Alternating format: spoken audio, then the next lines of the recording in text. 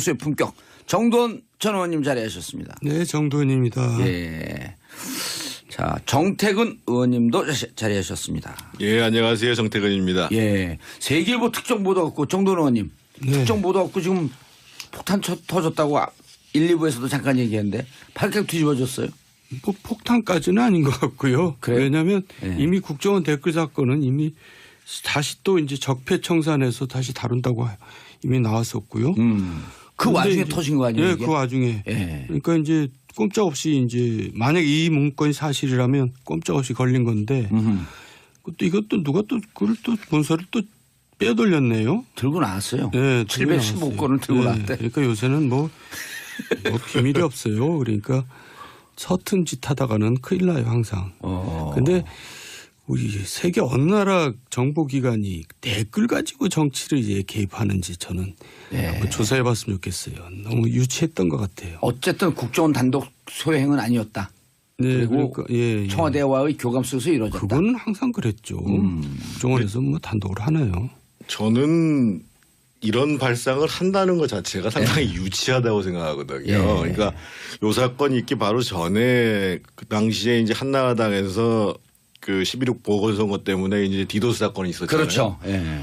아니 선관위를 디도스를 공격하는 거하고 투표에서 유리한 정황을 만들 거하고 무슨 관계가 있냐 말이에요. 그리고 그런 말상들이 그 내부에서 통하니까 예를 들면 SNS라는 것이 자발적인 참여 속에서 자기의 그 창조적인 사고들이나 해석이 전달돼야지 힘이 있는 건데 그걸 작업을 한다고 해가지고 그게 바뀌냔 말이에요. 그러니까 그런 식의 예를 들면 변화된 미디어 환경이라는 것을 이해할 필요는 있지만 그거를 정부가 개입해서 여기 보면은 무슨 그 이 정부 차원의 대책 뭐 국정원 차원의 대책 뭐 이렇게 써 있다는 거 아니에요? 그런 발상 자체가 저는 좀 시대착오적이다. 그러니까 정치가 잘 될 수가 없고 정부가 정말 효과적으로 나라를 성과적으로 운영하기가 어려운 거죠. 그러니까 할 일은 안 하고 쓸데없는 일을 하고 앉았는 거죠. 어찌 보면 이게 사실이라고 한다면 피할 수 없는 물증이 나왔다 이렇게 볼 수 있는 거 아니에요? 뭐 좀 그럴듯해 보이네요. 예, 그러면 정말 그때까지도 얘기가 이제 청와대까지도 거슬러 올라가니까 좀 이슈가 되겠네요. 예. 더더군다나 원세훈 원장은 지금 파기환송심 재판이 진행 중이죠. 진행 중이죠. 2심이 아직 그 2년 6개월 동안 아직 안 하고 끌고 있죠. 예. 그래서 아마 이번 주에 결심이 있을 걸로 알고 있어요. 내일이 결심이. 그래서 아마 그리고 선고가 7월 8일이나 제가 보기에는 결심도 연기되지 않을까 싶네요. 그러니까 이건 때문에. 이권에 영향이 미치겠죠, 당연히. 선고가 7월 말이나 8월 초로 예상됐는데 좀 늦어질 수 있고 또 불리하게 작용할 수 있겠죠. 그렇죠. 검찰 측에서 이걸 증거로 제출하겠죠, 다시. 그렇죠. 잠 못 이루는 밤. 더운데. 1년 살고 나왔잖아요. 원세훈 국정원장이. 무상급식. 근데 그거는 땅건이었죠. 땅건이었죠. 그때는 이제 수렉 복권이었고. 또 들어갈 생각하면 좀 끔찍할 텐데. 하여간 뭐 좋지. 남이 들어간다 그러면 이제 우리 무상급식 했던 사람들 입장에서는 마음은 안 좋아요. 몇 년 하고 나오셨어요? 1년 하고 나오셨죠? 저는 말할 자격이 없다며요. 10개월이라서. 10개월 하고 나왔어요? 네. 그래도 한 1년은 좀 넘겨야지. 그러니까요. 죄송합니다. 정태근 의원님은 학생운동 할 때 몇 년 살고 나왔어요? 저는 2년 4개월 살았습니다. 보셨죠? 네, 그 정도면 형님이라고 해도 되겠네요. 그것도 5년 받은 거 중간에 나온 거예요. 예. 밖에서 탄성이 나오면 너무 오래 계셨나. 강기정 의원은 3년 꽉 채우고 나왔습니다. 예. 5년 받았고 거기도 3년 채우고 나왔고. 자, G20 정상회담 뭐 평가가 많이 있었는데 한국당에서 느닷없이 칭찬 모드? 자유한국당에서? 한국당이 이제 지지율이 너무 꺼지니까 이제 뭔가 따르게 좀 해보려고 하는 것 같아요. 왜냐하면 바른당한테도 이제 뒤처지고 있잖아요. 바른당 입장은 항상 칭찬할 건 하고 비판할 건 하자 이제 이거였잖아요. 그러니까 자기네도 그렇게 하자. 아마 대표가 바뀌면서 이제 입장이 좀 바뀌는 것 같아요. 그렇다고 뭐 본질이 바뀌나요? 홍준표 대표가 계속 어떤 기조를 갈지는 예. 모르겠습니다만 저는 이번 발언은 상당히 의미가 있다고 보여집니다. G20 정상회담 평가해 준 거. 평가해 줄 뿐만 아니라 정상이 해외에 나가 있을 때는 비판을 자제해야 된다라는 얘기를 그렇죠. 최고위원회에서 했거든요. 그래서 앞으로 그거는 누가 야당이 되고 누가 여당이 되더라도 대통령이 해외에서 활동할 때는 특히 그 해외에 있는 외교 사안과 관련해서는 국내에서 사후적으로 나중에 얘기를 하더라도 이런 원칙들이나 관례가 좀 지켜졌으면 관련 하나 좋겠다. 만들었으면 좋겠어요. 그렇게. 이런 생각이 들고 바른정당에서 이제 이번에 마지막에 좀 세게 나왔잖아요. 예. 햇볕 정책의 재판이다. 그리고 이제 이 현실과 괴리된 낭만주의다 이렇게 이제 이현 그랬죠. 대표가 얘기를 했는데 아무래도 이거는 그 유승민 전 후보의 이 대북 정책에 대한 의식과 상당히 괴를 같이 하고 있는 것이 아닌가 이런 생각을 갖고 있고 저는 이 자리에서 제가 꼭 말씀드리고 싶은 것은 뭐냐면 이 문제는 국회에서 뭐 외통이라든지 국방이라든지 특정 상임위가 논의할 사안이 아니라 예. 국회에 보면 전원위원회라는 게 있지 않습니까? 그래서 이제 상임위를 통과하고 본회의 가기 전에 의원 전원이 참석해 가지고 하는 회의가 있어요. 예. 63조 2항인가 보면 그런 게 있는데 그래서 적어도 앞으로 북한의 핵 미사일 문제와 이것에 대한 대응 문제와 관련해서 특정 상임위가 아니라 저는 꼭 공개할 필요도 없다고 보는데 좀 국회에서 전원위원회를 열어서 해당 장관들 다 그게 잘 나오시라고 열리지 해서 않잖아요. 열렸던 적이 있나요? 거의 없습니다. 거의 그래서 없죠. 예. 저는 이런 걸 가지고 저는 꼭 공개할 필요도 없다고 보거든요. 그래서 최소한 그 국정을 논하는 데 있어서 국회에서 이 문제를 정말 깊이 있게 뭐 하루 밤낮을 논의하면 더 좋고 그러면 국민들이 보기에 이 심각한 사안에 대해서 여야가 머리를 맞대고 고민을 하고 있구나. 그러면 이제 제기되는 입장들도 한 뭐 서너 가지 정도로 정리가 되지 않겠어요. 그래서 저는 이 북핵 미사일 문제가 너무 심각한 사안이기 때문에 꼭 특정 상임위가 아니라 전체 의원들이 모여서 이런 논의들을 하고 그래서 이제 결국은 이 문제를 대응해 가는 데 있어서 정부가 힘을 얻으려면 대립되는 방향에 대한 이 한국 사회 내부의 이 공감대를 만들어가는 것, 이견을 좁혀가는 것이 굉장히 중요하거든요. 예. 그래서 그런 노력을 좀 국회가 좀 해주고 거기에 바른정당도 좀 자유한국당도 함께 해줬으면 좋지 않겠는가 이런 생각입니다. 그런데 전원위원회 이제 물론 형식 갖고 오래 얘기할 건 아니지만 정도는 언니 17대 때 열린우리당이 여당일 때 국가본법 폐지 제안하고 열린우리당 출신의 국회의장이 있었단 말이에요. 그래갖고 이제 열린우리당 국가본법 폐지를 주장하고 있던 의원들이 지금처럼 전원 의원회의를 주장을 했어요. 한번 하자고. 근데 그건 무슨 이유인지 끝까지 안 하더라고요. 그러니까요. 그 내로남불이죠 항상. 그때 제가 기억하고 그때 저는 국회에 있지는 않았습니다만 내용적으로는 사실 그 당시에 이제 이 한나라당의 김동영 총무하고 그 당시 우리당 의장이 이부영 의장이었잖아요. 그래서 그렇죠. 둘산에서는 거의 협의가 됐다고 얘기를 하는데 오히려 이제 한쪽에서는 박근혜 대표 한쪽에서는 아마 그때 천정배 원내대표였을 천정배 겁니다. 원내대표예요. 이 양쪽이 들어가지고 얘기가 안 됐다는 거거든요. 그러니까 사실은 그럴 때에 그렇게 이제 합치된 부분들이 있으면 그런 부분들에 대한 공감을 넓히기 위해서라도 전원회의를 해야 되는 거죠. 예. 알겠습니다. 뭐 주제는 많은데 자 보수 야당의 보수 적통 경쟁이 심화됐다. 그러면서 이제 홍준표 체제 한국당은 바른정당 개별 흡수를 얘기하고 있고 바른정당은 한국당을 해산시켜야 한다. 근데 바른정당 9월 정기국회 전까지 이해훈 대표가 됐잖아요. 네.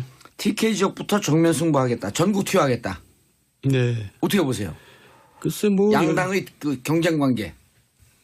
지금 지방선거를 앞두고 이제 뭔가 급해진 겁니다. 그래서 혼자 힘으로 안 될 것 같으니까 이렇게 시끄러운 이유는 뭔가 이게 합쳐야 된다는 그런 사실 배경이 깔려 있는 거죠.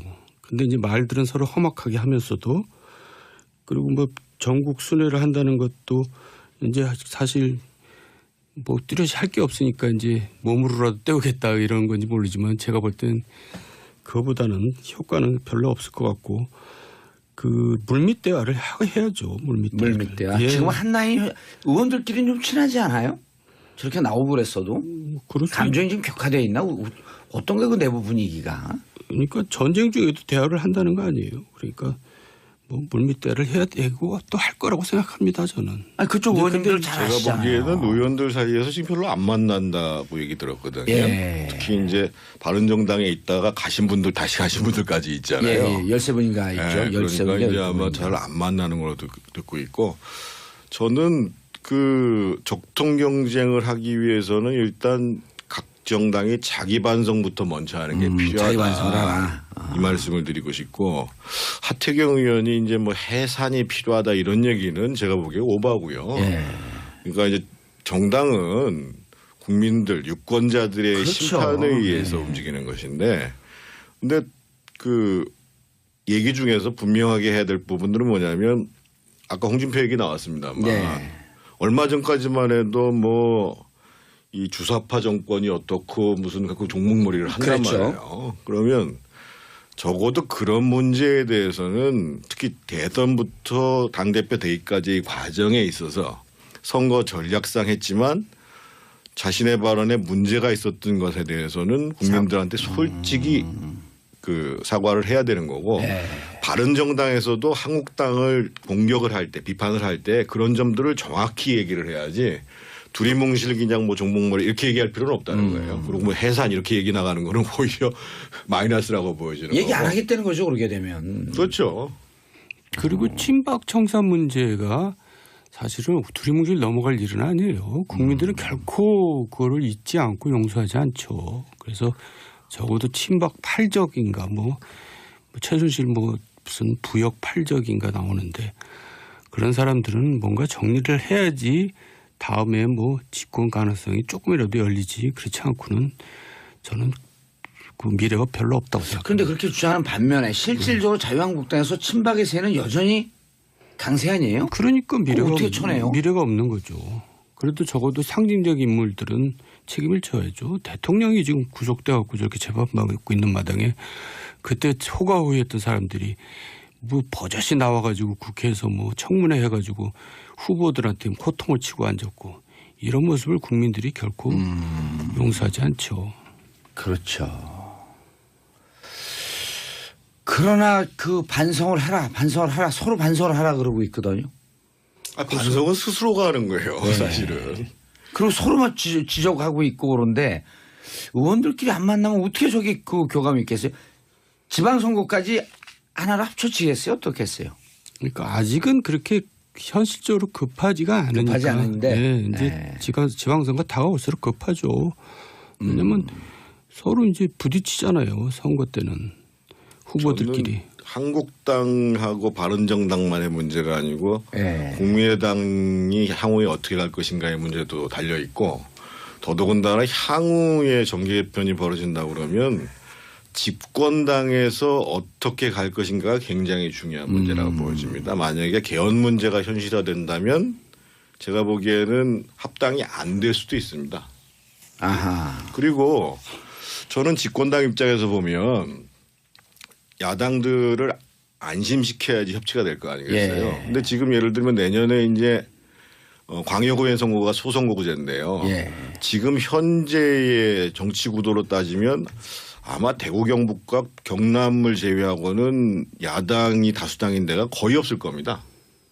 그런데 만약에 광역의원 선거를 중대선거구제로 하고 예. 이전에 약속했던 대로 기초의원 선거는 공천하지 말고 거기에 더해서 만약에 그 전에 야당의 그 민주당에서 많이 주장했던 단체장 결선 투표제 하자 라는 것까지 과감히 나와준다면 그러면은 정계 개편이 어떻게 될지 모르는 거죠. 아. 근데 이제 꼭 문제가 되는 건 뭐냐면 다수당이 되거나 집권을 하고 난 다음에는 그 선거 제도와 관련해서 일체 양보를 안 한다는 과거에 거예요. 자기들이 주장했던 것까지도 안 하려고 그러죠. 네. 그러니까 정치가 발전 안 하는 겁니다. 내로남불. 그래서 저는 최소한 결선 투표제까지 단체장 결선 투표제까지를 기대하지 않지만은 광역의회 선거는 제가 보기에 중대선거구제 못할 이유가 없거든요. 지금 기초위원은 기초를 그렇게 돼 하고 있잖아요. 있잖아요. 예. 네. 그러면 만약에 서울 같은 경우에 지금처럼 압도적 다수가 지금 자유한국당 바른정당 합쳐서 한 20대명분이 안 되는 거 아니겠어요? 그렇죠.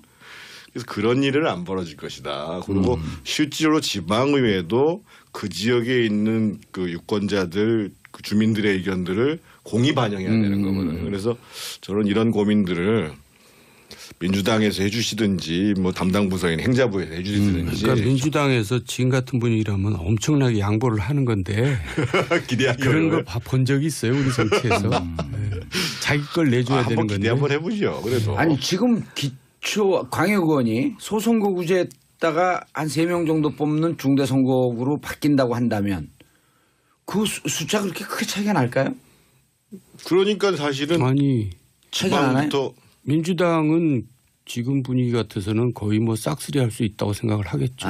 소선거구제라고 그런데 선거구별로 한 3명 뽑는데 한석 정도는 야당으로 내주니까 그럼요. 싹쓸이 할 거를 굳이 뭐 한 3분의 1 정도를 내주는 이런 상황으로 뭐 하려고 하겠냐. 그렇죠. 이렇게 판단할 수 있겠다. 네. 근데 왜 그 중대선거구가 왜 장점이 있습니까? 가장 중요한 점은 지금 이제 양당 구조가 갖고 있는 치열한 대립을 해소할 수 있잖아요. 두 번째로는 실제 그 정당이 득표한 득표율과 다르게 의석이 배분된단 말이에요. 소선거구일 때 한 표만 이겨도 이기는 거니까. 그래서 계속 그 당시에 그 민주당이나 뭐 국민의당에 있는 분들이 주장했던 게 이제 독일식 정당 명부 비례대표제 예, 하자고 그랬죠. 야당일 땐 그 주장을 했죠. 아마 이번에 지방선거도 그거 못할 게 뭐 있어요.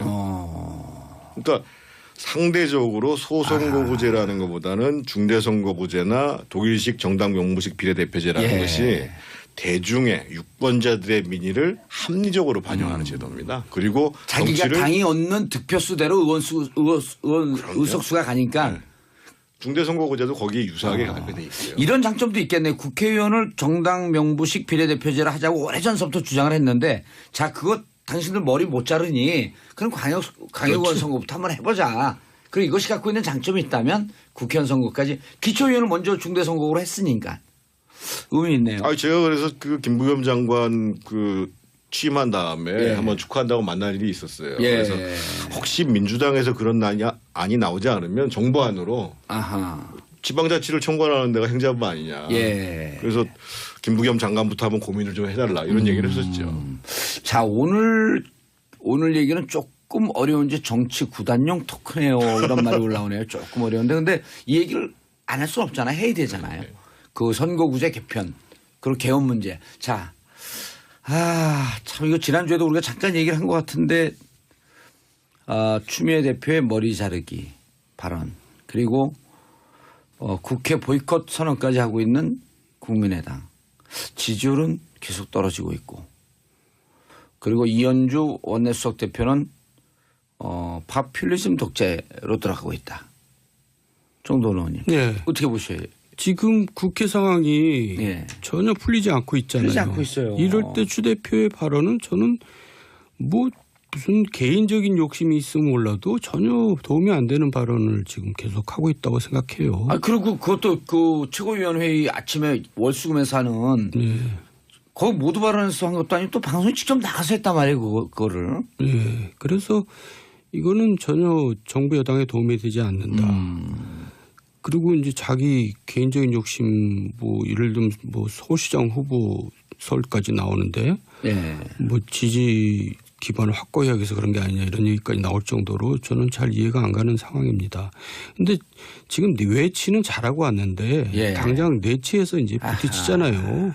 아무것도 지금 추경이나 국회법 아무것도 안 되고 있는데 그러니까요. 이제 대통령이 지금까지 내치에서는 지금까지는 아직 보여준 게 없거든요. 예. 그럴 때 대표가 이러고 있으면 안 되죠. 근데 그것도 또 발언 기회가 묘하게 국민의당이 그 이음이 문준영 씨 발언 조작 때문에 코너에 몰려서 그럼 추경 협의하겠다.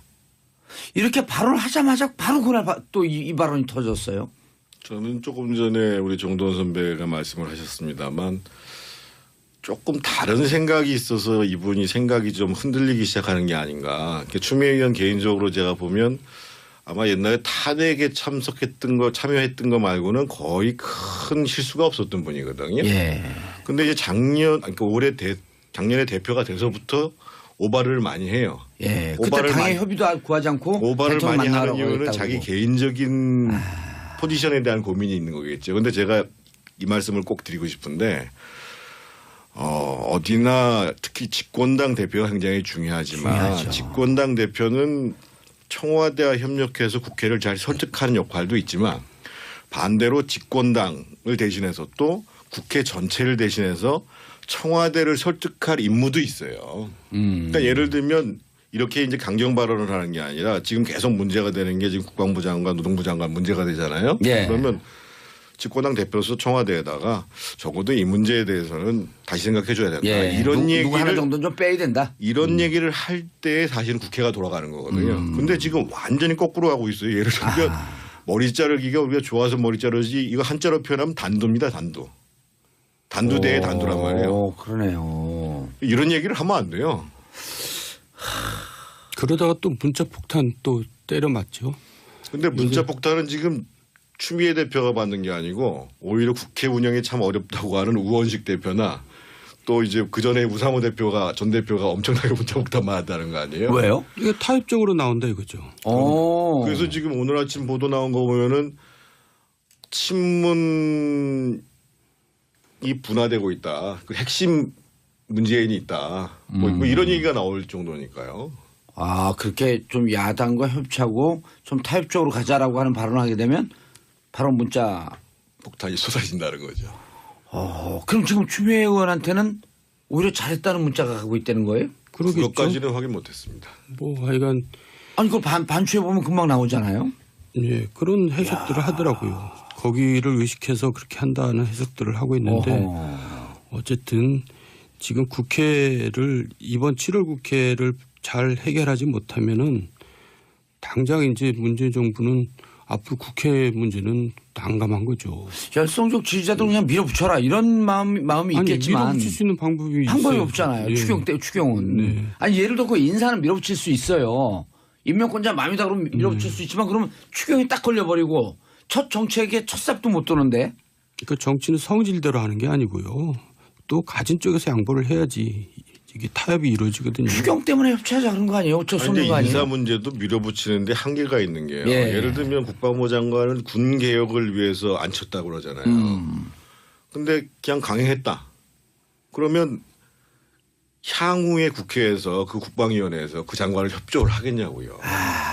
그런 문제가 또 있네. 심지어는 나 우리 장관을 인정 못해 이렇게 나와버릴 수도 있다니까요. 야당에서 협조를 안 하니까. 그러니까요. 근데 지금 상임위에서조차도 다수당이 아니에요. 그렇죠. 그러면 상임위에서 올라오는 게 없어요, 아예. 한 130석 되는 여소야대 전국이에요. 어쨌든 지금은. 그러니까 제가 맨날 연정과 협치를 강조하는 거죠. 자, 2005님 추 대표가 교만해진 듯이요. 자, 1737님 전 추미애 대표가 잘했다고 생각해요. 추미애 대표도 박전 전 대표한테 고발당한 상태라 할 말 했다고 생각해요. 방송에 나가지 않고 그냥 그 최고위원회 모두 발언을 했었으면 하는 아쉬움도 좀 있는 거죠. 5871님 아무래도 두 분 의원님이 국회로 가셔야 보수가 바뀔 것 같네요. 자, 이제 입장이 좀 바뀌는 것 같아요. 그렇다고 뭐 본질이 바뀌나요?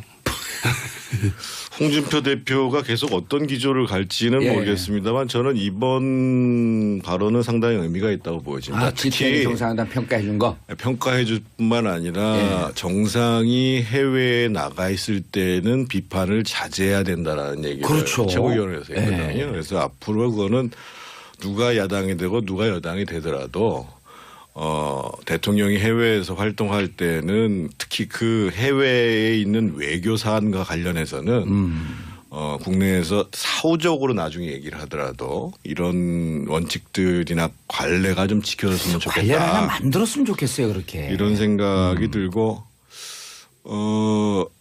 바른정당에서 이제 이번에 마지막에 좀 세게 나왔잖아요. 예.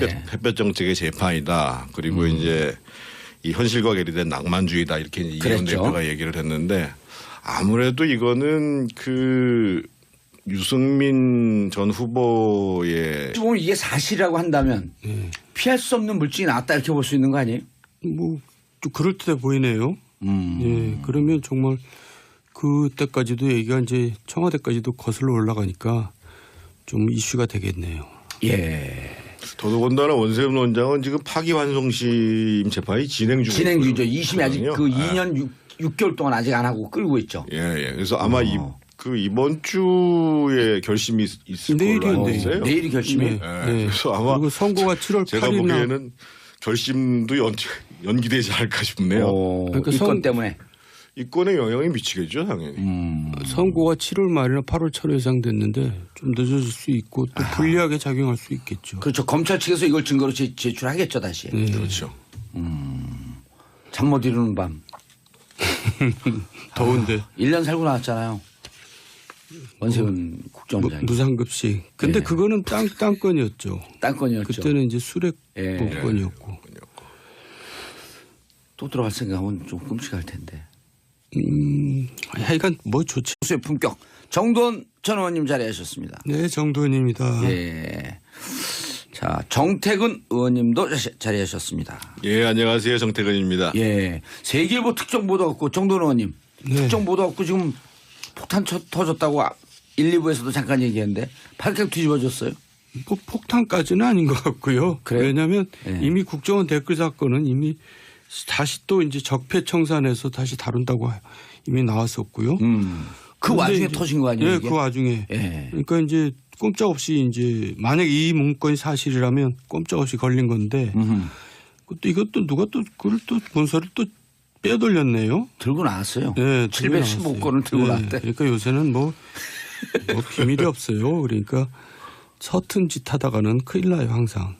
근데 우리 세계 어느 나라 정보기관이 댓글 가지고 정치를 이제 개입하는지 저는 한번 조사해 봤으면 좋겠어요. 너무 유치했던 것 같아요. 어쨌든 국정원 단독 소행은 아니었다. 네, 그리고 그러니까, 예. 청와대와의 교감 속에서 이루어졌다. 그거는 항상 그랬죠. 국정원에서 남이 들어간다 그러면 이제 우리 무상급식 했던 사람들 입장에서는 마음은 안 좋아요. 몇 년 하고 나오셨어요? 1년 하고 나오셨죠? 저는 말할 자격이 없다며요. 10개월이라서. 10개월 하고 나왔어요? 네. 그래도 한 1년은 좀 넘겨야지. 그러니까요. 죄송합니다. 정태근 의원님은 학생운동할 때 몇 년 살고 나왔어요? 저는 2년 4개월 살았습니다. 보셨죠? 네, 그 정도면 형님이라고 해도 되겠네요. 그것도 5년 받은 거 중간에 나온 거예요. 예. 밖에서 탄성이 나오면 너무 오래 계셨나. 강기정 의원은 3년 꽉 채우고 나왔습니다. 예, 5년 받았고 거기도 3년 채우고 나왔고. 자, G20 정상회담 뭐 평가가 많이 있었는데 한국당에서 느닷없이 칭찬 모드? 자유한국당에서? 한국당이 이제 지지율이 너무 꺼지니까 이제 뭔가 따르게 좀 해보려고 하는 것 같아요. 왜냐하면 바른당한테도 이제 뒤처지고 있잖아요. 바른당 입장은 항상 칭찬할 건 하고 비판할 건 하자 이제 이거였잖아요. 그러니까 자기네도 그렇게 하자. 아마 대표가 바뀌면서 뭐 단독으로 하나요? 저는 이런 발상을 한다는 것 자체가 상당히 유치하다고 생각하거든요. 그러니까 요 사건이 있기 바로 전에 그 당시에 이제 한나라당에서 그 11.6 보궐선거 때문에 이제 디도스 사건이 있었잖아요. 그렇죠. 예.